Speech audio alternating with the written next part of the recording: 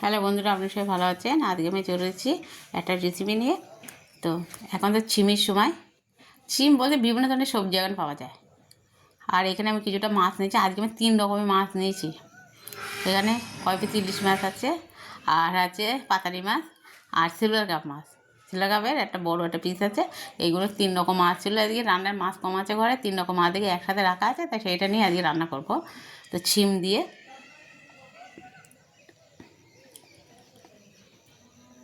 আমার এইটা ঢিলা হয়ে গেছে, একদিকে দিলে আর একদিকে চলে যাচ্ছে, ডিস্টার্ব হয়ে গেছে।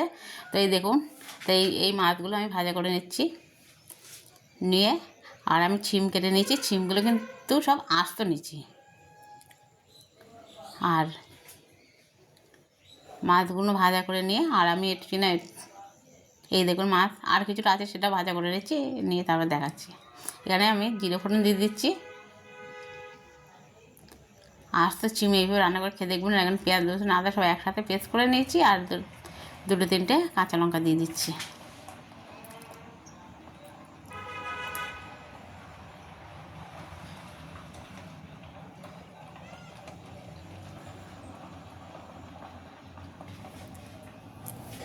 নাড়াচাড়া দিয়ে নেবো। এবারে এর মধ্যে আমি কিছুটা আলু তরকারি আছে, সেই আলুগুলো দিয়ে কষিয়ে নেবো।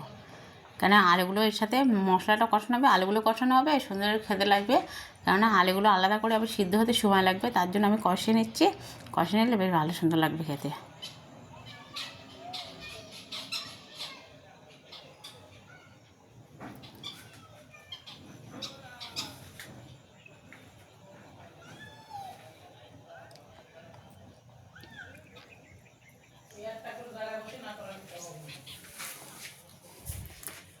এবারে এই দেখুন চিমগুলো দেবো। ঝোল জল ফুটে উঠবে, তখন দেবো চিমগুলোকে। তা আমি এর সাথে কষিয়ে নিচ্ছি। একেবারে মশলা কষানো হয়ে যাবে, আলুগুলো কষানো ভাজা হয়ে যাবে, তাহলে ভালো লাগবে খেতে। আর আমি কিন্তু এখন চিমগুলো এর সাথে কষিয়ে নেবো না, আর দেবো না।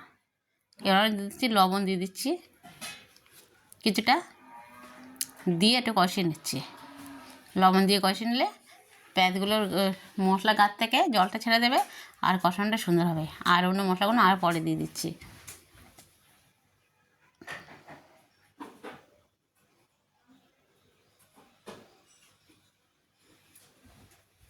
এবারে হলুদ দিয়ে দিচ্ছি, লঙ্কা গুঁড়ো দিয়ে দিচ্ছি,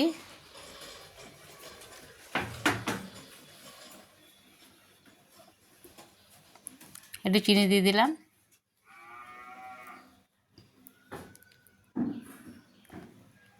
একটু জিরে গুঁড়ো দিয়ে দিচ্ছি, আর দিচ্ছি ধনের গুঁড়ো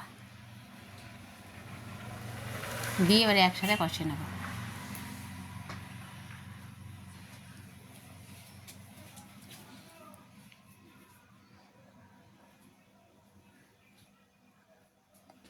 এবার দেখুন মশলা দিয়ে কষানোর পরে তেল ছেড়ে দিয়েছে। এবারে আমি জল দিয়ে দেবো।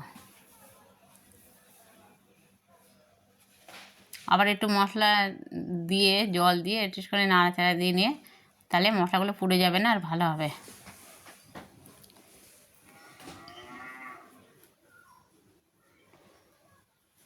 এবারে জল দিয়ে দিচ্ছি। জলটা দিয়ে পরিমাণ মতন, আলুটা হাফ সিদ্ধ হয়ে গেছে কষানোর কাছে, আর হাফ সিদ্ধ হতে বাকি আছে। আর এরপরে ছিম পড়বে, মাছ পড়বে, সেই হিসেবে জলটা দিতে হবে, ফুটবে, আর একটু ঝোল থাকবে। তা দেখুন এই সুন্দরভাবে ফুটে গেছে। আমি ঢাকনাটা খুলে নিচ্ছি। এবারে আমি ছিমগুলোকে দিয়ে দেবো।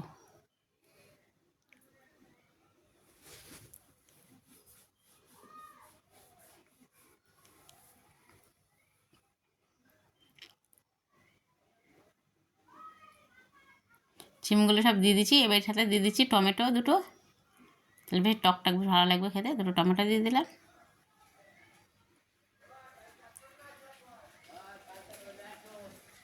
আবার ঢাকা দিয়ে দিলাম। এবারে কিছুটা ফোটার পরে তারপরে দেবো মাছ।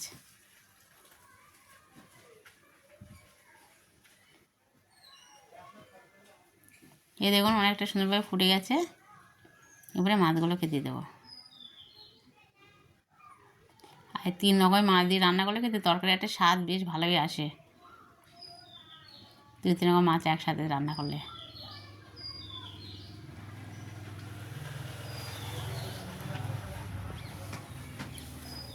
আর এই ছিমটা কিন্তু আস্ত রান্না করলে এটা খুব ভালো লাগে, সুন্দর লাগে খেতে। কেটে কেটে পিস পিস না করে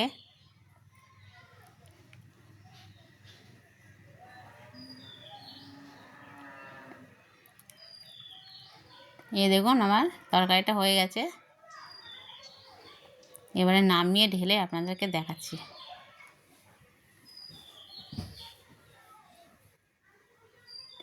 দেখুন আমার তরকারিগুলো ঢেলে নিয়ে নিয়েছি। দেখুন কতটা সুন্দর লাগছে দেখতে, কত সুন্দর একটা কালার এসেছে। সিমের তরকারির দারুণ একটা কালার এসেছে। তো আপনাদের যদি ভালো লেগে থাকে অবশ্যই একটা লাইক দিয়ে দেবেন আর শেয়ার করে দেবেন। আর সবাই ভালো থাকবেন, সুস্থ থাকবেন। অন্য একটা রান্না নিয়ে আপনাদের মাঝে আবার এই সময় হাজির হচ্ছে। আর এটা যদি ভালো লেগে থাকে অবশ্যই কমেন্টে আমাকে জানাবেন কেমন লেগেছে আপনাদের খেতে। আর তবে এইভাবে সিম আস্ত করে রান্না করবেন, কষানোর সময় না দিয়ে যদি ঝোলে দিয়ে এইভাবে রান্না করেন তাহলে কিন্তু অনেক ভালো লাগবে খেতে। আর সিমটা কিন্তু দারুণভাবে সিদ্ধ হয়ে যাবে।